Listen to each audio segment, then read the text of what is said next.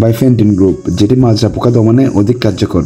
ধানের কাণ্ডের ভিতরে লুকিয়ে থাকা মাজরা পোকাকে দ্রুত মেরে ফেলে এবং পাতা মোড়ানো পোকার আক্রমণ ঠেকায়, যাতে ধানের পাতা সবুজ ও স্বাস্থ্যকর থাকে এবং একবার স্প্রে করলে দীর্ঘ সময় পর্যন্ত পোকামাকড় দূরে থাকে। পাইরিডাবেন গ্রুপ, এটি ধানের মাজরা পোকার মতো থার্মোফিলিক পোকাগুলোর উপর কার্যকর।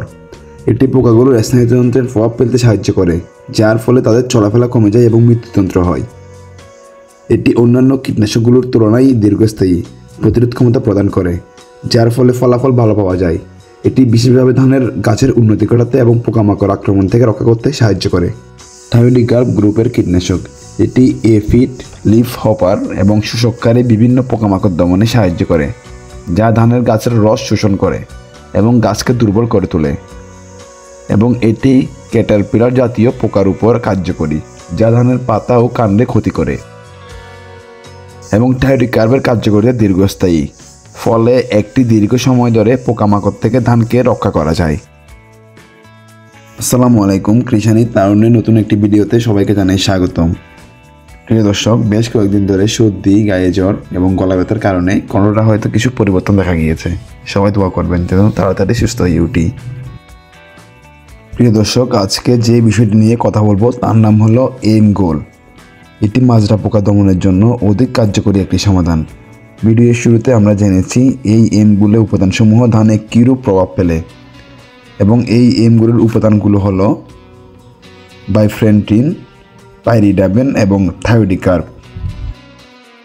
ধানের মাজরা পোকা দমনের জন্য বর্তমান সময়ে সবচেয়ে ভালো কীটনাশক হলো এই এম গোল। চলেন জেনে নিই এর মাত্রা। প্রিয় দর্শক, এটি ব্যবহার করার নিয়ম খুবই সহজ। স্প্রে করার পদ্ধতি হলো প্রতি লিটার পানিতে 2 গ্রাম করে, অর্থাৎ 33 শতকে 100 গ্রাম হারে এটি স্প্রে করবেন। এবং এই সবচেয়ে বড় কার্যকারিতা হলো এটি একবার স্প্রে করলে 30 থেকে 35 দিন পর্যন্ত এদের কার্যকারিতা স্থায়িত্ব থাকে। প্রিয় দর্শক, অনেকে জানতে চান এমগুলোর সাথে অন্য কোনো কীটনাশক দেওয়া যাবে কিনা। প্রিয় দর্শক, এমগুলোর সাথে অন্য কোনো কীটনাশক দেওয়া যায়, তবে এমগুলো অনেকগুলো উপাদান থাকার কারণে অন্য কোনো কীটনাশক না দিলেও কাজ করে। তবে আপনারা যদি দিতেও চান তাহলে ক্লোরোপাইরিফাস গ্রুপের যে কোনো একটি কীটনাশক এটার সাথে দিতে পারেন। প্রিয় দর্শক, যদি সঠিক ব্যবহার করতে পারেন তাহলে এমগুলোর রেজাল্ট পাবেন শতভাগ।